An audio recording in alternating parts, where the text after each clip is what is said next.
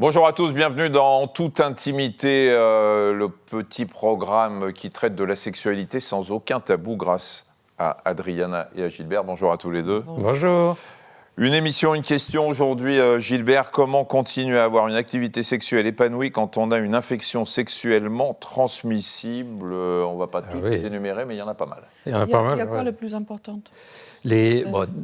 Quand on pense aux IST et relations sexuelles, une des premières qui vient à l'esprit de nos jours, c'est plutôt le VIH. Le sida. Et il y a toutes les autres qui sont d'ailleurs en train de réaugmenter, le chlamydia, le gonocoque, etc. L'herpès. L'herpès. Il y a le syphilis aussi. Syphilis et Papillomavirus. Et le papillomavirus. Il est très fréquent celui-là. C'est très fréquent. De toute façon, on sait que quelqu'un qui a déjà eu des relations sexuelles, une vie sexuelle ou plus de 3 partenaires, il y a 99% de chances qu'il ait déjà été en contact avec le papillomavirus, les condylome. Alors quand on est touché par une infection sexuellement transmissible, c'est pas que physique, c'est aussi psychologique. Oui. C'est rien. D'ailleurs, dans le passé, on les appelait, je ne sais pas si tu te souviens, maladies vénériennes. Ouais, on les isolait. À Strasbourg, d'ailleurs, il y avait... Vénérienne. Vénérienne. Il n'y avait que des termes négatifs. De toute façon, même les artères qui irriguent le pénis, on appelait ça l'artère honteuse. Bref. Alors, donc, effectivement, psychologiquement, on le vit mal en disant « mince, j'ai une... » D'ailleurs, on disait MST, maintenant on dit IST. Et il faut distinguer 2 types de situations. Il y a les IST qui se traitent et disparaissent. Chlamydia, gonocoque, etc. Le tout, c'est de repérer. J'ai des symptômes, je ne traîne pas, je vais consulter, et puis on a le traitement. Là, il faut éviter les rapports sexuels avec pénétration. Le temps que ça soit guéri, on pose la question au médecin qui nous soigne. Et puis il y a les IST qui vont rester au long cours, comme le VIH, par exemple. On va vivre avec le VIH. Ou l'herpès.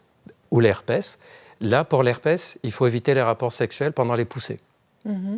Parce que c'est contagieux. Parce que c'est très contagieux pendant les périodes où il y a des poussées. Et pour l'IST, VIH, là c'est une autre histoire parce que c'est une maladie chronique. Il faut attendre que le traitement soit efficace. Et c'est quelque chose qu'il faut encore répéter, même si ça fait des années qu'on le sait. Quelqu'un qui a le VIH, qui est traité efficacement, la charge virale n'est plus détectable, il ne transmet pas le VIH.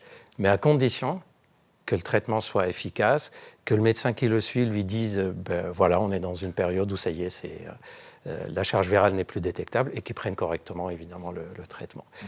Mais ça ne veut pas dire que lui ne peut pas avoir une infection. C'est là où il faut le rappeler. Si j'ai le VIH et que je suis bien traité, je ne le transmets pas. Mais si je ne mets pas de préservatif, moi, je peux avoir une autre infection. Je peux avoir un gonocoque ou une syphilis. Est-ce que tu conseilles aux gens qui ont une infection sexuellement transmissible, même qui a été guérie, mais que ça marque psychologiquement, qui se sentent responsables, parfois coupables, d'en parler si vraiment ça ne va pas à un psy ou à un sexologue? Oui. D'ailleurs, on voit des personnes qui, suite à une IST, qui finalement était banale et a pu être traitée. Il n'y a pas eu de complications, parce que certaines IST peuvent donner des complications. Chez les femmes, ça peut donner des complications sur la fertilité. La syphilis, dans le passé, donnait des problèmes neurologiques, ça existe encore. Même sans complications, psychologiquement, ça peut tellement perturber qu'on peut avoir des problèmes sexuels. Par exemple, on peut avoir des problèmes d'érection, parce que lors des rapports, on commence à dire « j'espère que cette fois-ci, je ne vais pas attraper une infection ou quoi ».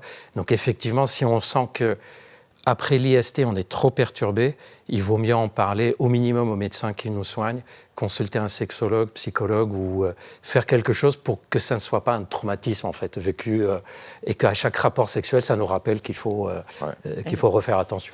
Et surtout, il faut se faire tester. Les tests sont gratuits en plus. Donc vrai. Ça peut être rassurant. Et si jamais il y a quelque chose, il faut être suivi. Les tests sont gratuits, effectivement, Adriana.